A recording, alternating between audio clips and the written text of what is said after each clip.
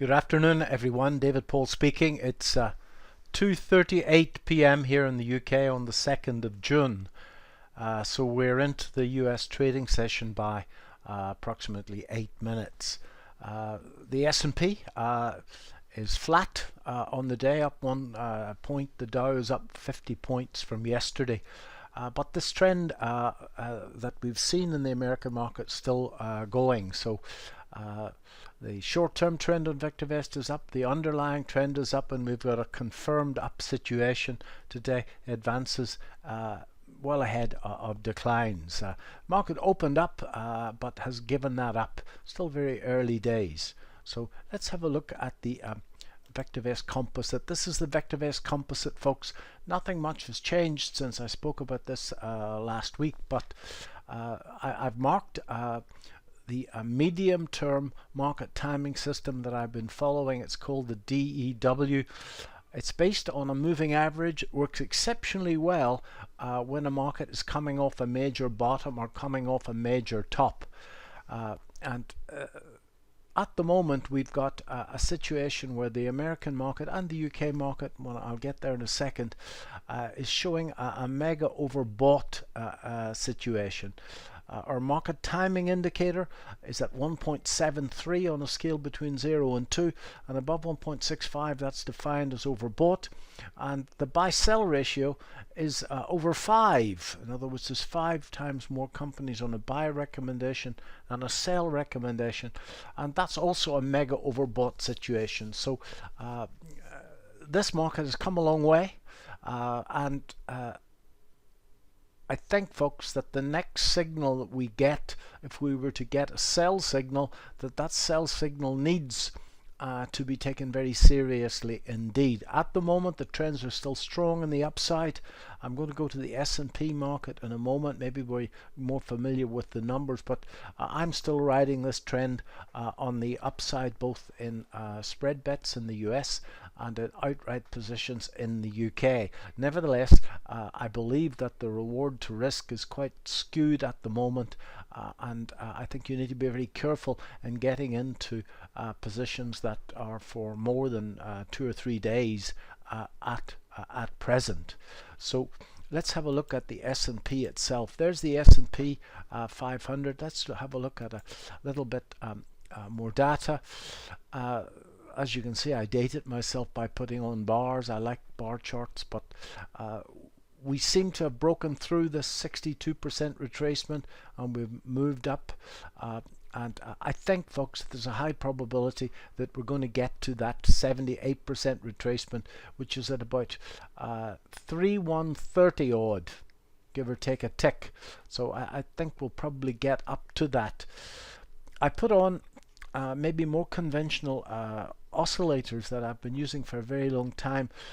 It's a simple stochastic designed by George Lane such a long time ago now, but I use an 8-day and a 40-day, and that looks at a short term, an 8-day and a 40-day. That's supposed to be a daily view. This is supposed to be a weekly view, and folks, when they're both in a very overbought position, invariably sooner or later you get a turn. That turn needs to be confirmed by price, and there's certainly no confirmation of that, but that's maybe an alternative way of saying that this market's in a mega overbought situation, both on a daily view and on a weekly view, and I think you need to be quite careful that the signals are still up, and there is the signal coming off that low, and I think that any sell signal coming off that high needs to be, in fact, given a great deal of credence in your thinking.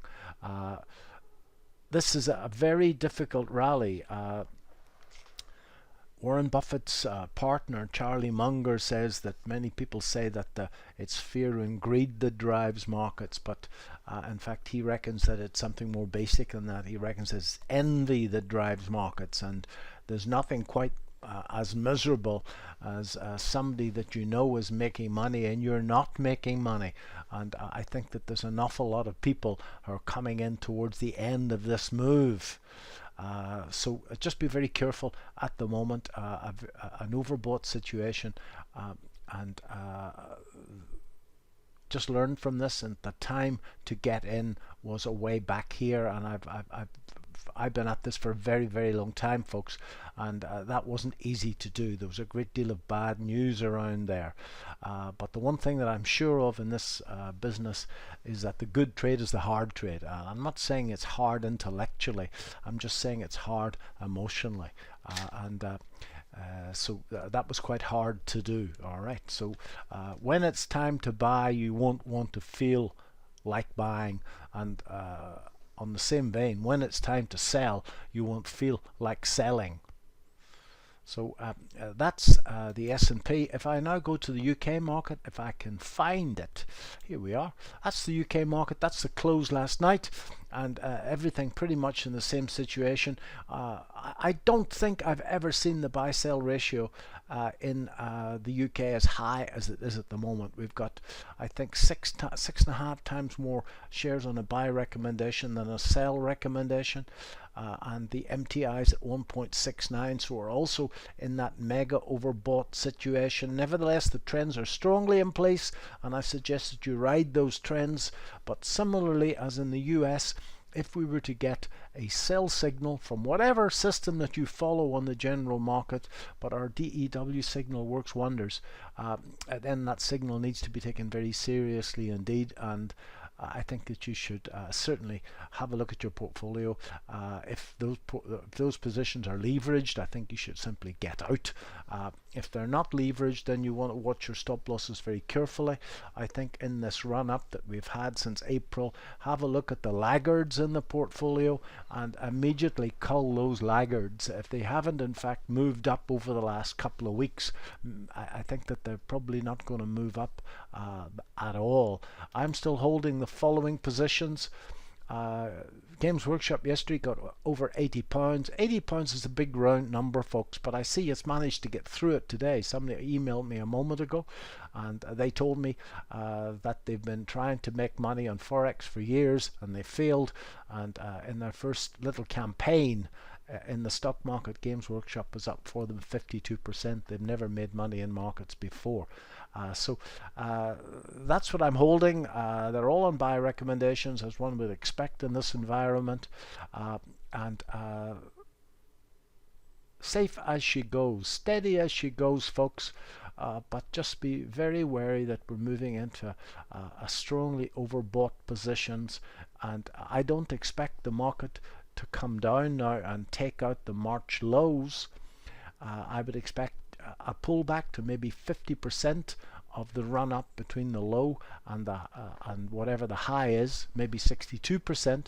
However, if the news on this darn virus were to actually go and get much worse, and we had a second wave, as the newspapers keep talking about, then anything can happen. So for the moment, all is good. I think that getting into positions now, if you're a longer term player, there's a good chance that you're going to have to live through some pain before those positions come right. If you're a 2 to 3 day momentum player, then maybe there's something still left in the game. Just remember, these markets bounce from mega overbought to mega oversold all the time, and it's your job to take a deep breath and to get into them at the first buy signal after a mega oversold situation. And whatever market timing tool you use to do that, that's great. But our DEW market timing tool has got a great deal of success coming off a major bottom and a sell signal coming off a major top. I hope this has helped in some way.